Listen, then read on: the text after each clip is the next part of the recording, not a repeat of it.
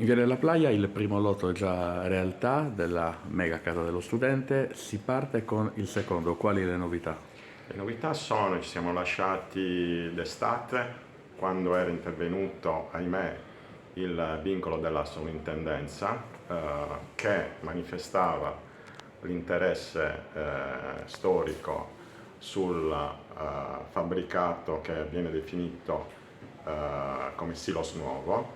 L'intervento di questo vincolo ha comportato di dover rivedere l'accordo di programma a suo tempo sottoscritto dalla Regione, dal Comune, da ERSO e dall'Università di Cagliari, perché quello originario prevedeva la demolizione di quel fabbricato. Da quest'estate ad oggi siamo stati in grado di definire la problematica, perché abbiamo svolto una conferenza di servizi che ha portato a contemperare sia le necessità di tutela manifestate dalla sovrintendenza, sia le necessità sotto il profilo amministrativo di prosecuzione dell'approvazione del progetto dell'intera volumetria.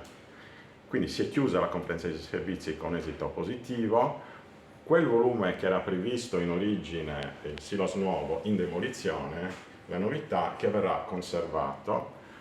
Si prevede di restaurarlo e renderlo fruibile alla collettività per poterlo visitare e cogliere quella che è la memoria storica e industriale di quel fabbricato. Tutto ciò senza incidere sulle volumetrie originali. Questo è un grande risultato.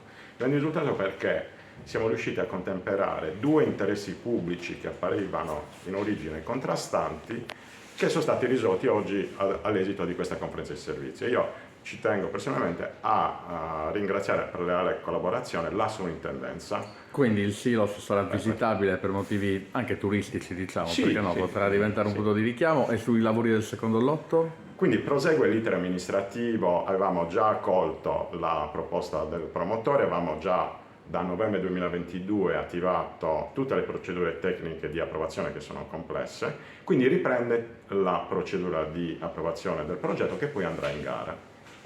Tempi?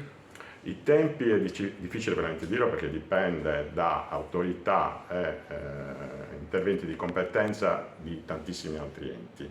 Però prevediamo ragionevolmente di poter comporre una proposta definitiva a mandare in gara verso metà 2024, ragionevolmente. Quanti posti in più saranno in una battuta? Oggi ne abbiamo 240, ci saranno 440 posti in più, oltre, ricordo, una mensa importante di 400 posti a sedere ed una palestra coperta.